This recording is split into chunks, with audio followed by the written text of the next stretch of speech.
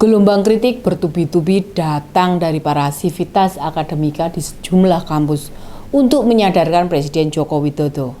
Ini dia, info terkini Widya.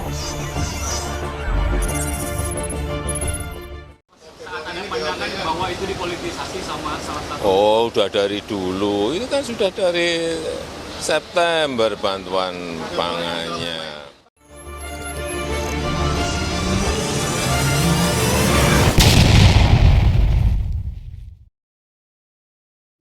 Diawali dari Universitas Gadjah Mada atau UGM, alma maternya Pak Jokowi, disusul Universitas Islam Indonesia atau UII, Universitas Indonesia, Universitas Andalas, Universitas Mula Warman secara umum.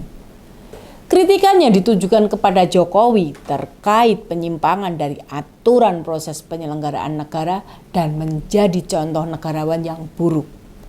Berbagai kasus yang menyimpang dimulai dari putusan cacat etik Mahkamah Konstitusi atau MK yang memberi karpet merah melanggengkan dinasti politik Jokowi. Sikap Jokowi yang berimbas kepada ketidaknetralan aparatur negara. Pengkondisian politik sedemikian rupa melalui pengangkatan pejabat kepala daerah di tingkat kabupaten, kota, dan provinsi. Keberpihakan Jokowi kepada paslon nomor urut 2 Prabowo Subianto dan Gibran Rakabuming Raka, putra sulungnya, bagi-bagi bansos untuk menaikkan elektabilitas paslon nomor 2. Juga pernyataan Presiden boleh kampanye dan memihak.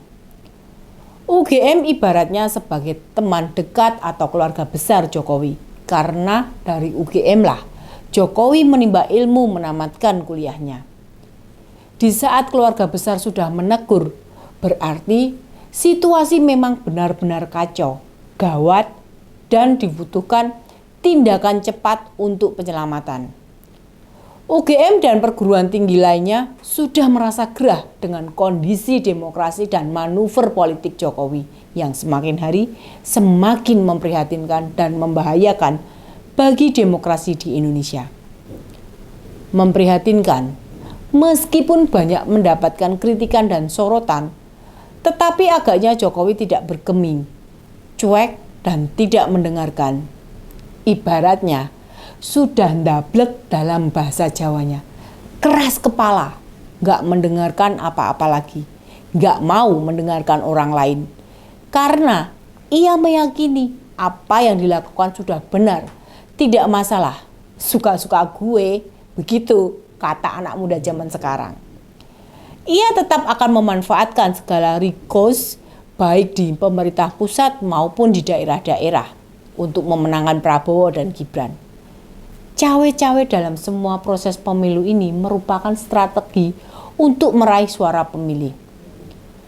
Jokowi saat ini kelihatannya merasa tanggung atau nanggung, sudah terlanjur melangkah, menghalalkan segala cara. Jadi, untuk mundur dia pasti merasa malu. Maka ia pun menulikkan telinga, membutakan mata, menebalkan hati, tidak mau mendapatkan saran apapun. Masa kampanye tinggal seminggu lagi. Jokowi akan semakin masif turun ke daerah-daerah untuk membagi-bagikan bantuan sosial atau bansos. Cawe-cawe presiden dalam pemilihan presiden yang membahayakan demokrasi. Berbagai manuver akan tetap dilakukan Jokowi. Bansos akan digelondorkan ugal-ugalan demi menggerek suara Prabowo Gibran. Bansos tahun ini jumlahnya ugal-ugalan dan diperkirakan membengkak lebih dari yang sudah disepakati dalam APBN. Akan ada tambahan sekitar 11,25 triliun rupiah karena muncul program pengganti El Nino. Artinya anggaran bansos mencapai 508 triliun rupiah. Tertinggi sepanjang sejarah Republik ini. Jokowi akan memanfaatkan pembagian bansos untuk menaikkan rating dan tingkat kepuasan terhadap dirinya. Asumsinya dengan tingkat kepuasan masyarakat yang tinggi, maka masyarakat akan tegak lurus dengan Jokowi. Artinya, apapun pilihan politik, Jokowi akan diikuti oleh masyarakat. Bansos menjadi senjata andalan, dianggap satu-satunya cara untuk mempertahankan kinerjanya, sehingga akan menarik suara untuk Prabowo Gibran. Bansos dianggap sebagai jembatan untuk menaikkan popularitas dan kepuasan masyarakat kepada Jokowi. Bansos sebagai senjata pamungkas untuk memenangkan Pilpres atau satu putaran saja.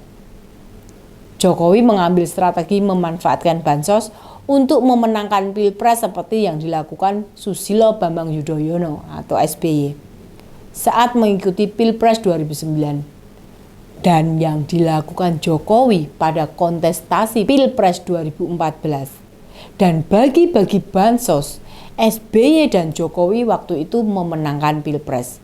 Meskipun saat ini Jokowi bukan kontestan Pilpres 2024, tetapi rakyat bisa melihat Jokowi mendukung anaknya, sehingga dengan bansos diharapkan rakyat akan memilih Prabowo maupun Gibran.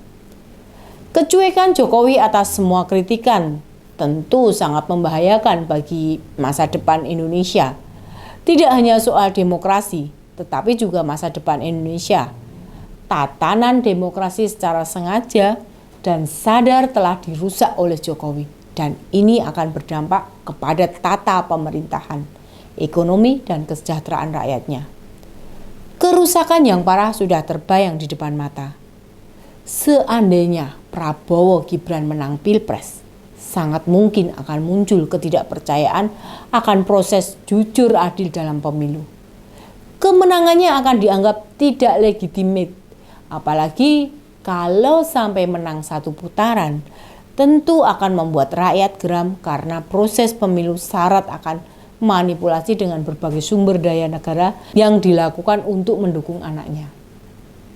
Kita masih ingat saat Pilpres terakhir Soeharto terpilih kembali, tetapi proses pemilu tidak legitimate sehingga pada 1998 terjadi reformasi yang akhirnya Soeharto terpaksa mundur. Yang dikhawatirkan peristiwa 1998 akan terulang manakala rakyat sudah marah dengan Jokowi dan semua perilaku buruknya. Tentu itu tidak kita harapkan karena menimbulkan kerusakan yang dahsyat dan butuh waktu. Anggaran yang besar untuk memulihkan trauma, sakit untuk mengembalikan ketatanan kehidupan berbangsa dan bernegara yang benar. Peristiwa puluhan tahun silam tidak ingin kita alami lagi karena efeknya sangat dahsyat. Saya rasa belum terlambat andai kata Jokowi mau berubah, mau kembali ke koridor yang benar, membenahi semua yang terlanjur diobrak-abrik demi kepentingan keluarganya. Orang-orang di belakang Jokowi juga ikut bertanggung jawab dan harus ikut sadar diri dan menyadarkan Jokowi.